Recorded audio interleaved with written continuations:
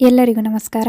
ಎಲ್ಲವನ್ನೂ ಕೊಡುವಂತಹ ಶ್ರೀನಿವಾಸ ದೇವರಿಗೇನೆ ಕುಬೇರ ಸಾಲ ಕೊಟ್ಟಿದ್ರು ಅಂತ ಕೇಳಿದಿವಿ. ಅಷ್ಟೆಲ್ಲ ಸಿರಿ ಸಂಪತ್ತು ಅವ್ರದ್ದು ಹೇಗಾಯ್ತು, ಅವರ ಹಿಂದಿನ ಜನ್ಮದ ರಹಸ್ಯಗಳೇನು ಅಂತ ತಿಳ್ಕೊಳ್ಳೋಣ. ದಯವಿಟ್ಟು ನಮ್ಮ ಚಾನಲ್ಗೆ ಸಬ್ಸ್ಕ್ರೈಬ್ ಆಗಿ. ಯಜ್ಞದತ್ತ ಅಂತ ಒಬ್ರು ಬ್ರಾಹ್ಮಣರು ಇರ್ತಾರೆ. ಅವರು ಯಜ್ಞ ಮಾಡಿಸೋದ್ರಲ್ಲಿ ತುಂಬಾ ನಿಪುಣರಾಗಿರ್ತಾರೆ. ಅವರಿಗೆ ದೇವರಲ್ಲಿ ತುಂಬಾನೇ ನಂಬಿಕೆ ಇರುತ್ತೆ, ಭಕ್ತಿ ಇರುತ್ತೆ. ಅವರ ಕರ್ಮಗಳನ್ನ ಶಕ್ತಿಯಾನುಸಾರ ಆಚರಣೆ ಮಾಡ್ತಾ ಇರ್ತಾರೆ. ಅವರಿಗೆ ವಿವಾಹನೂ ಆಗುತ್ತೆ. ಕಾಲಕ್ರಮೇಣ ಗುಣನಿಧಿ ಅನ್ನುವಂತಹ ಪುತ್ರರತ್ನವನ್ನು ಪಡ್ಕೊಳ್ತಾರೆ. ತಂದೆ ಆಚರಣೆ ತುಂಬಾ ಒಳ್ಳೆಯದಾಗಿರುತ್ತೆ, ಆದರೆ ತಾಯಿ ಮುದ್ದಿನಿಂದ ಅದನ್ನು ಯಾವುದನ್ನು ಪಾಲಿಸೋಕ್ಕೆ ಅಷ್ಟಾಗಿ ಹೇಳ್ಕೊಟ್ಟಿರಲ್ಲ. ಕಾರಣ ಇಷ್ಟೇ, ಮಗ ಇನ್ನು ಚಿಕ್ಕವನು, ಒಬ್ಬನೇ ಮಗ ಅನ್ನುವಂತಹ ಅಂಧ ಪ್ರೀತಿ.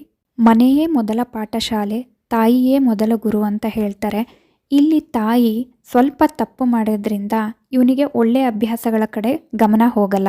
ಸಾಮಾನ್ಯವಾಗಿ ಮಕ್ಕಳಿಗೆ ತಾಯಿ ತಂದೆ ಇಬ್ಬರ ರಕ್ಷಣೆ, ಪಾಲನೆ, ಪೋಷಣೆ ಎಲ್ಲವೂ ಸಿಗಬೇಕಾಗತ್ತೆ. ಅದರಲ್ಲಿ ಯಾವುದೇ ಒಂದು ಕಡಿಮೆ ಆಯಿತು ಅಂತಂದ್ರೂ ಮಕ್ಕಳ ಬೆಳವಣಿಗೆಯಲ್ಲಿ ಕುಂಠಿತಗೊಳ್ಳುತ್ತೆ. ಗುಣನಿಧಿ ತನ್ನ ತಾಯಿಯಿಂದ ಹಣ ತೆಗೆದುಕೊಂಡು ಹೊರಗಡೆಯ ತಿಂಡಿ ತಿನಿಸುಗಳನ್ನು ತಿನ್ನೋದಕ್ಕೆ ಪ್ರಾರಂಭ ಮಾಡ್ತಾನೆ. ಸ್ವಲ್ಪ ವರ್ಷಗಳಲ್ಲಿಯೇ ಜೂಜಿನ ಅಭ್ಯಾಸನೂ ಸಹ ಆಗ್ಬಿಡುತ್ತೆ. ತನ್ನ ಅಮ್ಮ ಪ್ರೀತಿಯಿಂದ ಕೊಡುತ್ತಿದ್ದಂಥ ಹಣವನ್ನು ದುರುಪಯೋಗ ಪಡಿಸ್ಕೊಳ್ಳೋದಲ್ದೇ ಅವರಿಗೇ ನಿಂದನೆಗಳನ್ನ ಮಾಡೋದಕ್ಕೆ ಶುರು ಮಾಡ್ತಾನೆ. ಕೆಟ್ಟ ಹವ್ಯಾಸಗಳೆಲ್ಲ ಇವನಿಗೆ ಸರ್ವೇ ಸಾಮಾನ್ಯವಾಗೋಯ್ತು. ಒಮ್ಮೆ ಯಜ್ಞದತ್ತ ಬೇರೆ ಊರಿಗೆ ಹೋಗಿ ಯಜ್ಞ ಮಾಡಿಸೋಕ್ಕಿರುತ್ತೆ. ಆ ಸಂದರ್ಭದಲ್ಲಿ ಕಾಡುಗಳ್ಳರಿಂದ ರಕ್ಷಣೆಗೋಸ್ಕರ ತನ್ನ ಚಿನ್ನದ ಉಂಗುರವನ್ನು ಜೋಪಾನವಾಗಿ ಎತ್ತಿಡುವಂತ ತನ್ನ ಪತ್ನಿಯ ಕೈಯಲ್ಲಿ ಕೊಟ್ಟಿರ್ತಾರೆ. ಗುಣನಿಧಿಗೆ ತಿಳಿಬಾರ್ದು ಅಂತ ಹೇಳಿ ಅಡುಗೆ ಮನೆಯಲ್ಲಿ ಬಚ್ಚಿಡ್ತಾರೆ. ಆದರೆ ಅದನ್ನು ನೋಡಿದಂತಹ ಗುಣನಿಧಿ ಕಳ್ಳತನದಿಂದ ಅದನ್ನು ತೆಗೆದುಕೊಂಡು ಹೋಗಿ ಜೂಜಾಡಿ ಕಳೆದುಕೊಳ್ತಾನೆ.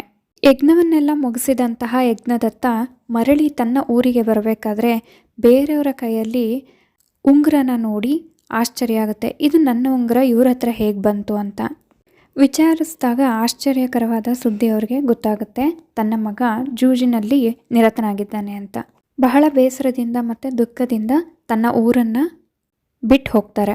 ಗುಣನಿಧಿಗೆ ತಿಳಿದು ಬರುತ್ತೆ ತನ್ನ ತಂದೆಗೆ ನನ್ನ ಸತ್ಯವೆಲ್ಲ ಗೊತ್ತಾಯಿತು ಅಂತ. ಬಹಳನೇ ಹೆದರಿ ಅವನು ಸಹ ಊರು ಬಿಟ್ಟು ಹೋಗ್ತಾನೆ.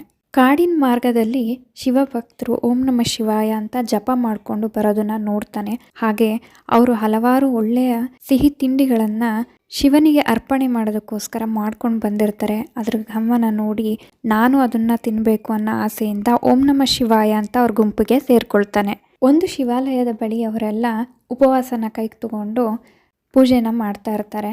ಆದರೆ ಗುಣನಿಧಿಗೆ ಬಹಳನೇ ಹಸಿವಾಗಿರುತ್ತೆ. ನಾನು ಅದನ್ನು ತಿಂದು ಮುಗಿಸ್ಬೇಕು ಅಂತ ಹೇಳಿ ಇವರೆಲ್ಲ ಮಲಗಿರಬೇಕಾದ್ರೆ ಶಿವಾಲಯದೊಳಗೆ ಹೋಗ್ತಾನೆ.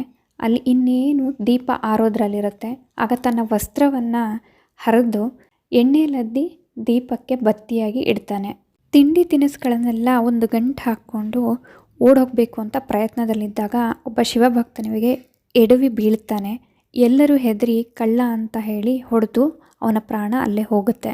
ಗುಣನಿಧಿಯ ಉದ್ದೇಶ ತಪ್ಪಾಗಿದ್ರೂ ಶಿವನ ಮುಂದಿಟ್ಟಂತಹ ದೀಪವನ್ನು ಬೆಳಗಿಸಿದಕ್ಕೋಸ್ಕರ ಸಾಕ್ಷಾತ್ ಶಿವ ಹಾಗೂ ವಿಷ್ಣು ದೂತರು ಬಂದು ಕರ್ಕೊಂಡು ಹೋಗ್ತಾರೆ. ಶಿವ ಮತ್ತು ವಿಷ್ಣುವಿನ ಆಶೀರ್ವಾದದಿಂದ ಮುಂದಿನ ಜನ್ಮದಲ್ಲಿ ಕಳಿಂಗ ರಾಜನ ಮಗನಾಗಿ ಹುಟ್ಟುತ್ತಾನೆ. ಶಿವಪೂಜೆಯಲ್ಲಿ ನಿರತನಾಗ್ತಾನೆ. ಈ ಜನ್ಮದಲ್ಲಿ ಒಳ್ಳೆ ಕೆಲಸಗಳನ್ನೇ ಮಾಡಿ ಬಹಳಷ್ಟು ಪುಣ್ಯ ಸಂಪಾದನೆ ಮಾಡಿ ಮುಂದಿನ ಜನ್ಮದಲ್ಲಿ ವಿಶ್ರವಸುವಿಗೆ ವೈಶ್ರವಣ ಎನ್ನೋ ಪುತ್ರನಾಗಿ ಜನಿಸ್ತಾನೆ.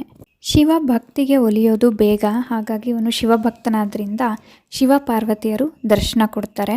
ಆದರೆ ಅವನಿಗೆ ನೇರವಾಗಿ ಅವರ ತೇಜಸ್ಸನ್ನು ನೋಡೋ ಅಷ್ಟು ಶಕ್ತಿ ಇರಲ್ಲ. ಕೇಳ್ಕೊಳ್ತಾನೆ, ಸರಿಯಾಗಿ ದರ್ಶನ ಭಾಗ್ಯವನ್ನು ಕೊಡಿ ಅಂತ. ಶಿವ ದೃಷ್ಟಿ ಕೊಟ್ಟ ತಕ್ಷಣ ಇವನ ದೃಷ್ಟಿ ಪಾರ್ವತಿ ದೇವಿ ಮೇಲೆ ಹೋಗುತ್ತೆ. ಹಾಗೆಯೇ ಒಳ್ಳೆ ದೃಷ್ಟಿಯಿಂದ ನೋಡಲ್ಲ.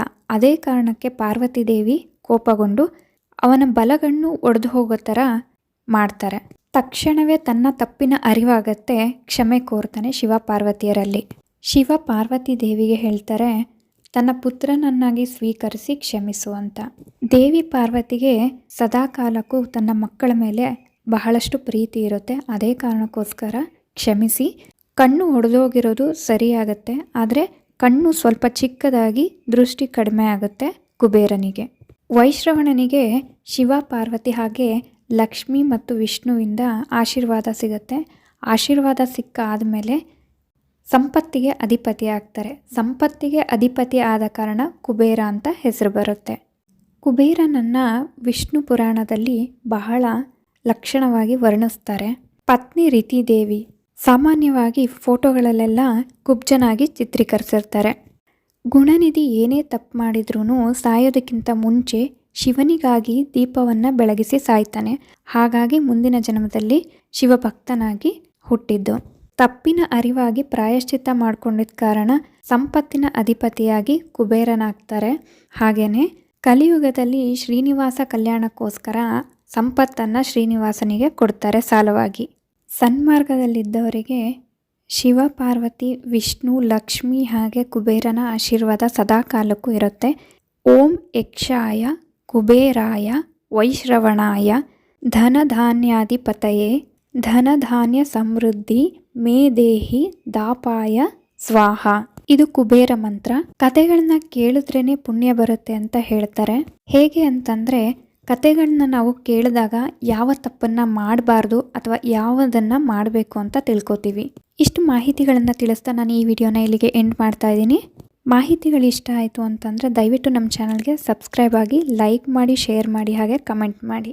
ಸಣ್ಣ ಮಕ್ಕಳು ಅನ್ನೋ ಕಾರಣಕ್ಕೋಸ್ಕರ ಅವರು ಏನೇ ತಪ್ಪು ಮಾಡಿದ್ರೂ ತಿದ್ದಿ ಬುದ್ಧಿ ಹೇಳದೆ ಹೋದರೆ ಎಷ್ಟು ತಪ್ಪಾಗುತ್ತೆ ಅಂತ ತಿಳ್ಕೊಳ್ಬೋದು.